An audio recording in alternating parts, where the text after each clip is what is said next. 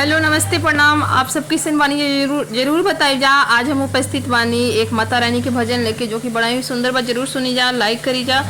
Channel पर नया बनी जा तो सब्सक्राइब करी जा और एक प्यारा सा कमेंट करी जा। तो सुनी जा बहुत ही सुंदर भजन। कहवा से आवेली सीताली मैया, कहवा से काली मैया, कहवा से काली मैया हो। रामा हो कहवा से आवले भगवान, त कहाँ से शिव पार्वती हो। रामा हो कहवा से आवे भगवान, तो कहाँ से शिव पार्वती हो। गौवा से आवेली सीताली मैया, आवारू सीताली मैया हो। गौवा से आवेली सीताली मैया, कलकत्ता से काली मैया, कलकत्ता से काली मैया हो। रामा हो अवधपुर से आवे भगवान, त पर्वत से शिव पार्वती हो। रामा हो अवधपुर से आवे भगवान, त पर्वत से शिव पार्वती हो। काई चढ़ी आवेली सीताली मैया, आवा रुकलिया मैया, आवा रुकलिया मैया हो।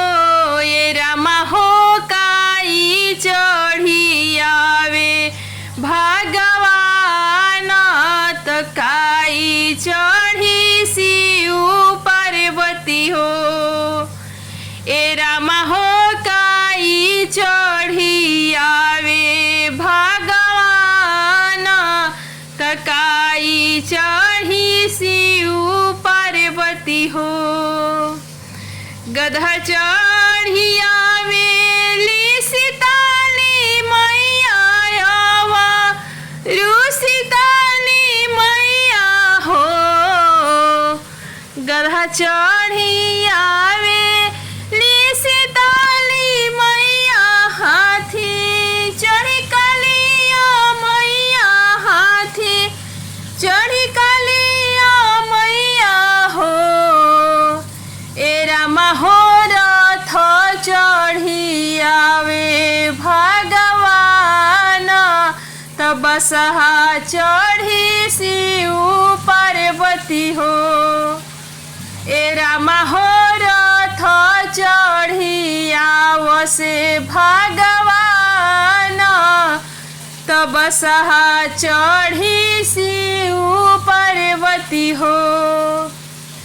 कहवा से आवेली सीताली मैया, कहवा से काली मैया, कहवा से काली मैया हो।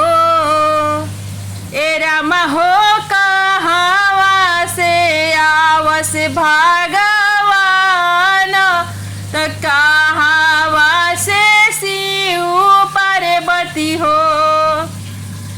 रामा हो कहवा से आवस भगवान, त कहवा से शिव पार्वती हो।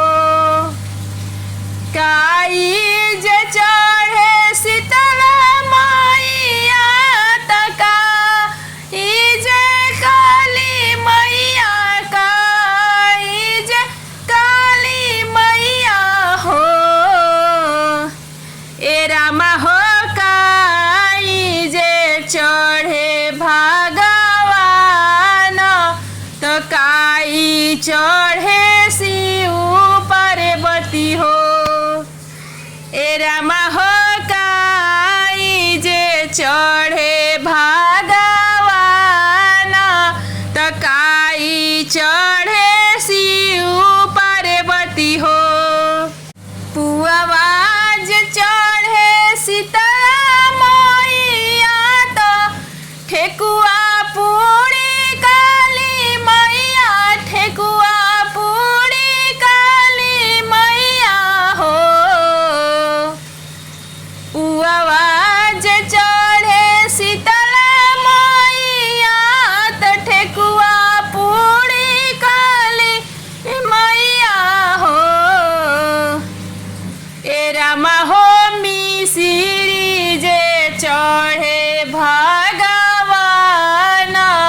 तो भंगिया चढ़े शिव जी के हो। ए रामा हो माखन मिश्री चढ़े भगवान, तो भंगिया चढ़े शिव जी के हो। ए रामा हो मिसरी जे माखन चढ़े भगवान, ते मेउआ चढ़े पार्वती हो। प्लीज़ अगर मेरी गीत अच्छी लगी तो जय माता दी जरूर कमेंट में लिखिए और एक लाइक कर दे और चैनल